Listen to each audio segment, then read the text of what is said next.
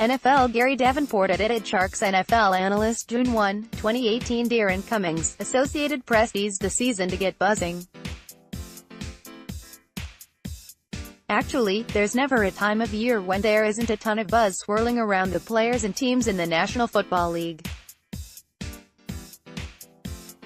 With OTAs wrapping up and minicamps soon to follow, fans are getting the first looks at their favorite teams in 2018, whether it's the league's new faces, old ones returning from injury, or the numerous happenings off the field that can impact the action on it. There's no shortage of rumors and speculation swirling about. Some is spot on, some couldn't be further from the truth. We're here to determine the difference, with a 1 to 10 scale in which the higher the number, the more it smells like a pasture in June. AJ Mast, Associated Press. Is well in Indianapolis. Really, it is.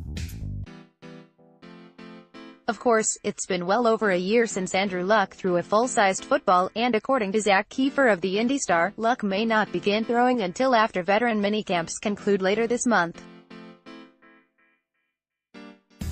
However, new Colts head coach Frank Reich continues to insist that the team isn't worried about Luck's surgically repaired right shoulder. "I'm completely comfortable with him throwing when he's ready, when the doctors say he's ready," Reich said. "I've been around long enough time, he's been around the league a little bit, he's totally engaged in every aspect of what we are doing mentally, the physical part for a guy like him. Now you gotta work at it, but I'm not worried about that. I'm comfortable with the process in place. BS.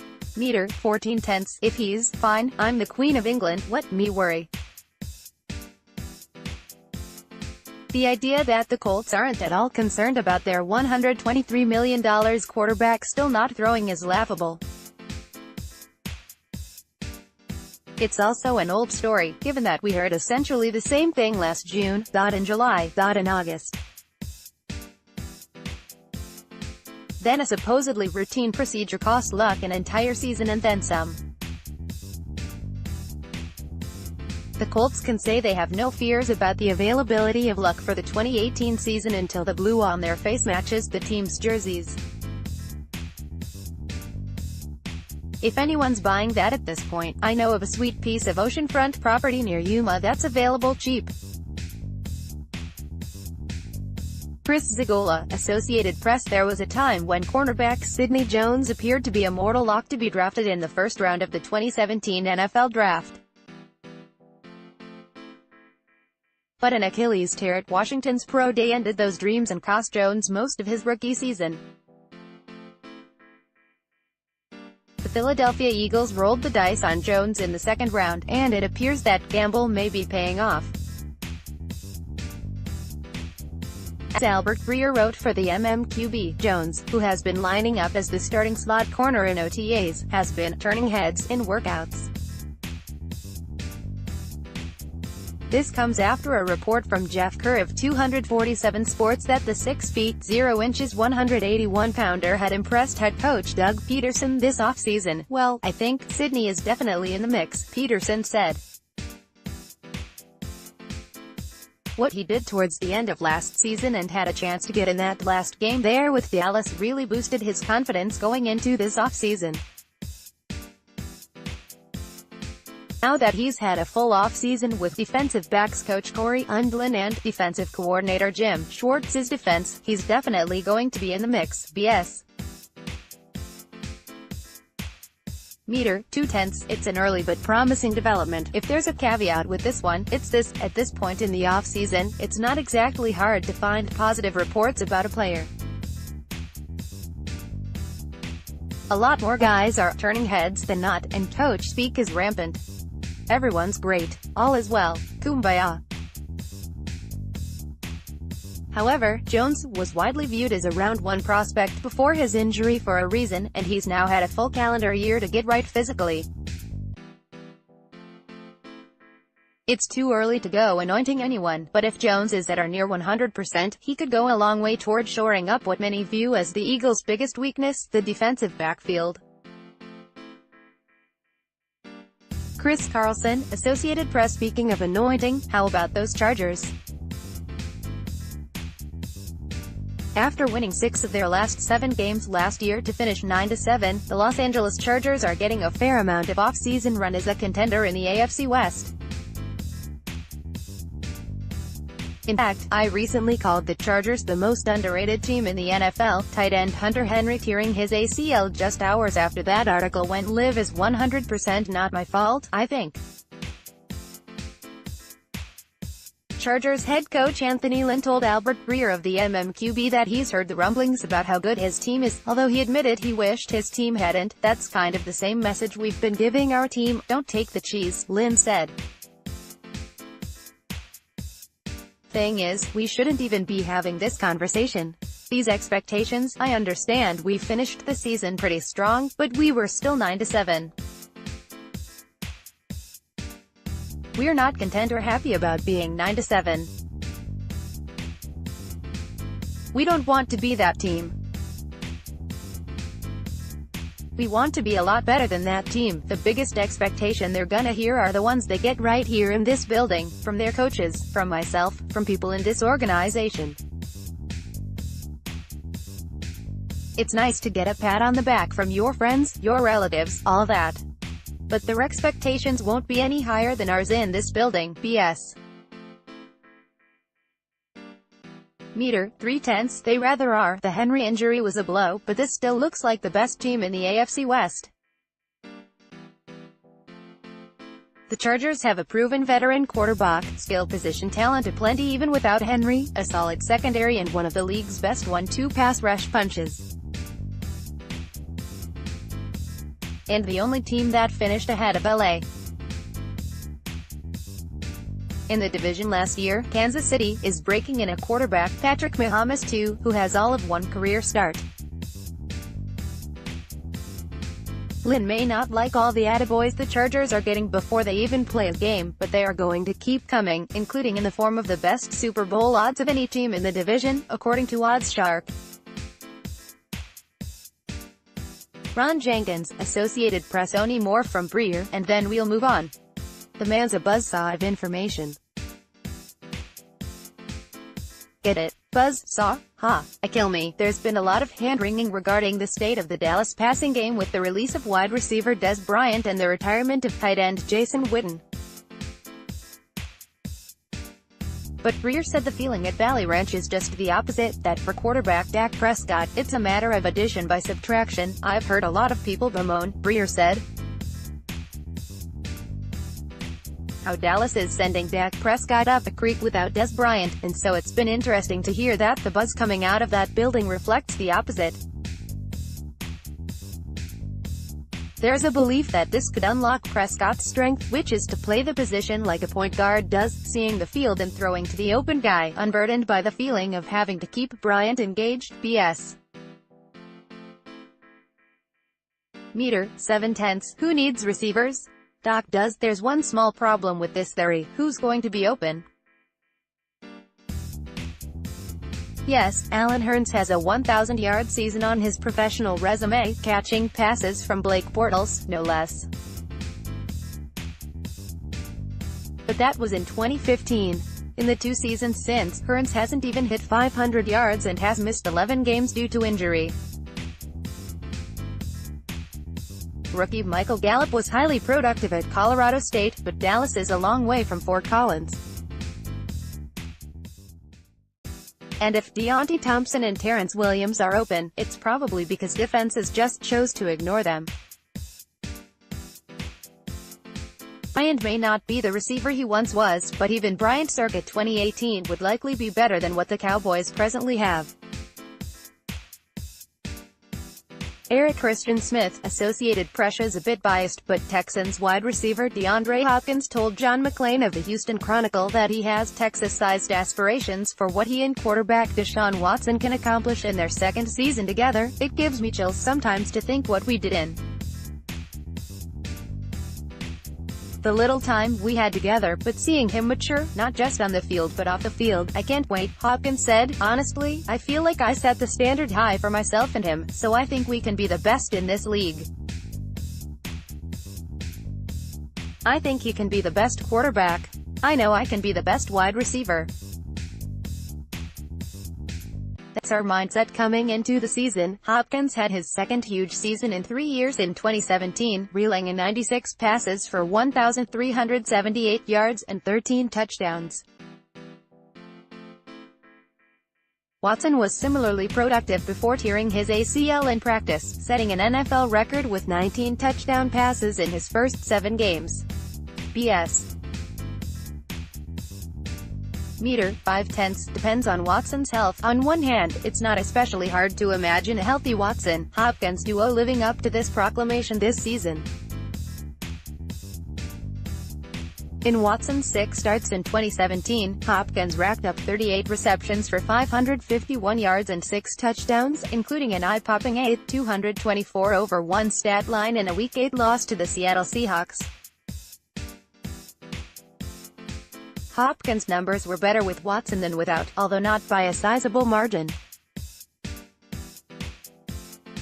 On the other hand, Watson has now blown out his knee twice, and the second-year pro could be scrambling a lot behind an offensive line that surrendered the second most sacks in the NFL in 2017. This one splits right down the middle. Wesley hit Getty Images. Most of the offseason buzz in the Windy City has centered on the development of Mitchell Trubisky and the additions to the receiving core, but a second-year jump from the Chicago Bears' young quarterbacks isn't the only thing the team is hoping for in 2018. Chicago is also hopeful that a patchwork pass rush, on paper, can generate pressure on NFC North quarterbacks in 2018, as Brad Biggs reported for the Chicago Tribune. Defensive coordinator Vic Fangio is confident that a group headlined by Leonard Floyd, Sam Acho and Aaron Lynch can get the job done. There is a little bit of question there of depth and depth quality, Fangio said. We are confident that the guys we have there, somebody will surface to be the 2 starters and couple of backups we need. Time will tell. We think that Leonard, when he's healthy, has proven to be proficient enough. Lynch has had a checkered career, to say the least, but there has been some display of talent throughout his career at times. Hopefully, we can get that to be more consistent. Sam Acho made some improvements last year in that area. We'll see how Isaiah Irving and these young guys come along. BS. Meter, 6/10, they should be worried, at least a little. It's worth pointing out that the Bears finished 2017 tied for 7th in the NFL with 42 sacks. But just over a third of that production either left in free agency or was cut loose. Someone on the team is going to have to step up. The most likely candidate is Floyd, who was a first-round pick back in 2016. Floyd's shown flashes, but he's also missed at least 4 games in each of his 2 seasons and has yet to register more than 7 sacks in a campaign. Lynch had 12.5 sacks over his first 2 seasons, but has just 2.5 over the last 2. Acho has 17 career sacks spread out over 7 NFL seasons. If Fangio is going to generate consistent pressure with this bunch, it's going to take one heck of a coaching job. Steven Senn, Associated Press. It's been a bumpy offseason for the New England Patriots. Before the team lost Super Bowl 52, there were reports that a rift was widening between the team's star quarterback, owner and head coach. More news was made recently when former Patriots edge rusher Cassius Marsh told Eric Branch of the San Francisco Chronicle that he's much happier as a 49er than he ever was as a Patriot. They don't have fun there, Marsh said. There's nothing fun about it. There's nothing happy about it. I didn't enjoy any of my time there. It made me, for the first time in my life, think about not playing football because I hated it that much. Marsh's statements made it back to Darth Hoodie himself, and as Mike Florio reported for Pro Football Talk, Belichick quickly dispelled the notion that the Pats don't party all the time. Or not, we feel what's important to us is to win, Belichick said. So that's really what we are trying to do. Yeah, we're focused on what we're doing, trying to get better and taking each day we can to try to improve our football team. not really focused on what everybody else is doing. So, there you have it, Bill Belichick hates fun. BS. Meter, 7/10. The Patriots are, well, the Patriots. It almost seems silly to be talking about this, but there's been a lot of smoke this offseason that the Patriot way is wearing thin on some people. That may well be the case. Over the NFL's history, even some of the best head coaches ever to prowl the sideline have shown to have a shelf life. Times change. Bill Belichick, from all indications, does not ever, not his personality, not his clothes, nothing, that could be causing some friction in the locker room. Or the friction may have always been there and we're just learning more about it, because even Tom Brady's favorite breakfast cereal gets 2 segments on SportsCenter. Speculating on speculation is just part of the world we live in. But you know what else is fun? Winning lots and lots of football games, especially for professional athletes who have been hyper-competitive from the day they could walk. The Patriot way may not be for everyone. But if you told every player in the NFL they could switch teams and go not have fun in New England, 3/4 would be out the door and headed to Boston. Jeff Chu, Associated Press. The Oakland Raiders in 2018 are all about old faces in new places, whether it's head coach John Gruden, wide receiver Jordy Nelson or tailback Doug Martin. Martin has consistently been mentioned as a standout in organized team activities. Per Kyle Martin of the team's website, fullback Kevin Smith has been impressed with what he's seen from the 7th-year veteran. Doug's a great player, Smith added. He's a natural running back. You see him out there in OTAs and he moves like a running back. It's like he was born to do it. It's fun to have guys who have the experience and know what it feels like to have some success. Working towards that success in the offseason is exciting. We've got a nice little stable back there. Quarterback Derek Carr was also blown away. He's been one of the hardest workers since we got here in Phase 1, hands down, he told Raiders.com. He's been one of the guys out there that just every day sticks out doing something where you see why he's a Pro Bowler. I guess you don't see why he got let go, but you're thankful that we have him. BS. Meter, 4/10. June and September are not the same thing. This one isn't so much as BS as it is camp speak, an exercise in tempering expectations. Sure, Martin's looked good in shorts and shells. But that's a far cry from game action. When last we saw Martin in that capacity, he was averaging 2.9 yards per carry for the Tampa Bay Buccaneers last year. He averaged the same amount the year before after topping 1,400 yards on the ground back in 2015. In other words, while early reports on Martin are promising, they are just that, early. Marshawn Lynch's gig as the Raiders' lead tailback isn't in jeopardy, yet. Marcio Jose Sanchez, Associated Press. The idea of a team or NFL employee testifying that the league and its teams did indeed collude against Colin Kaepernick and Eric Reid, as was alleged both in lawsuits levied by the players and recently by Kaepernick's attorney, would be huge development in that saga. But this next one could be a truly earth-shaking development that could have a massive impact on the league in 2018, as Latifa Mohammed reported for Vibe via Yahoo Sports. Writer and activist Sean King tweeted earlier this week that a number of NFL players have indicated they are prepared to sit out games. Several star NFL players have told me they are considering sitting out the season until the de facto ban of Eric Reid and Colin Kaepernick is removed and both men are given spots back on rosters. King said, they aim to get 25% of the players to sit out with them. BS.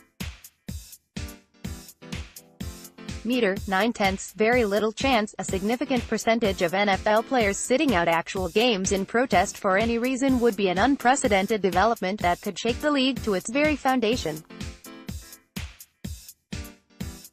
We've never seen anything quite like that. But it's not going to happen.